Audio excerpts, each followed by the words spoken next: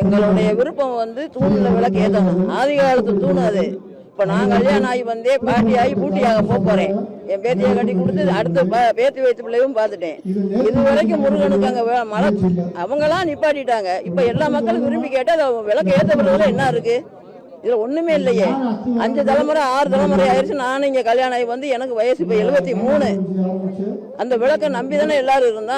விட்டுட்டாங்க, இப்ப பொருத்தணுங்கிறாங்க. அதை விட்டதுனால இவங்களுக்கு என்ன? இவ வீட்டு சொத்தை யாரும் கேட்கல. இல்ல இதுல யாரும் அரசியல்ல வந்தனாலுமே அவங்க விளக்க பொருத்தணும் வம்பு பண்ணாங்க. இது எதுக்கு சண்டை போடணும்?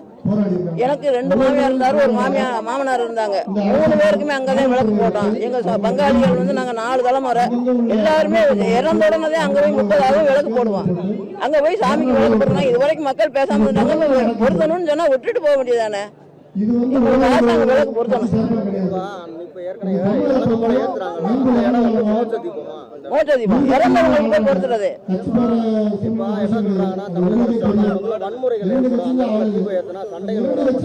எதுக்கு சண்டை வருது?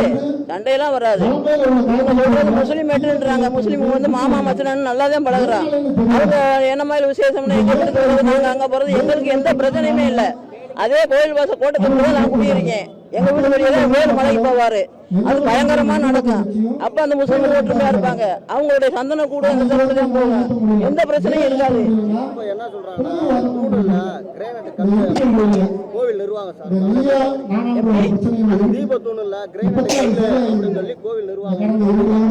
கண்ணு தெரியலைன்னு அர்த்தம்.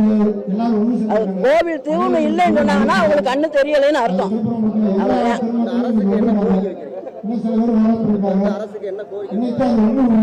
அரசுக்கும் இதுக்கும் சம்பந்தமே இல்லை. மக்களால் விரும்பி அங்க விளக்கு பொருத்தணும். அதுக்கு அவங்க கட்டுப்பட்டு சரின்னு சொல்லிட்டா போதும். முருகன் கோயில்ல எங்களுக்கு மோட்ச விளக்கு ஏத்துற இடத்துல தீபம் போட்டிருக்காங்க இவ்வளவு நாளா. அது வேண்டான்னு சொல்லி முன்னோர்கள் ஏத்துற இடத்துலயே தீபம் போட சொல்லிதான் இந்த போராட்டம். இல்ல, முன்னோர்கள் ஏத்திருக்காங்க. நாங்க எங்களுக்கு தெரியாது, ஆனா முன்னோர்கள் ஏத்திருக்காங்க. காலகாலமா ஏத்துனது இப்ப கொஞ்ச நாள வருஷ கணக்குல நிப்பாட்டி இருக்காங்க. திருப்பி ஏத்த சொல்லி உண்ணாவிரதம் இருக்கிறோம் சார். அந்த இடத்துல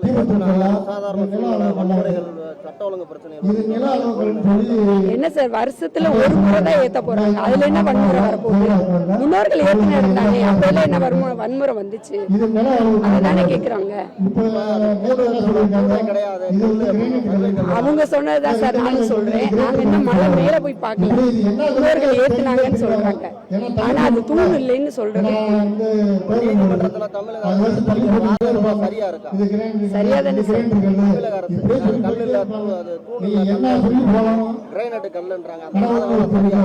இல்ல, தப்புதான் சார், தப்புதான் சார். எங்களோட கோரிக்கை அங்க விளக்கு ஏத்தணும்.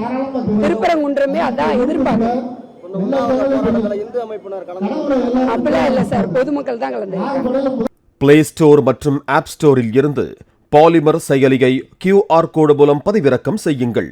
செய்திகளை உடனுக்குடன் பெறுங்கள்.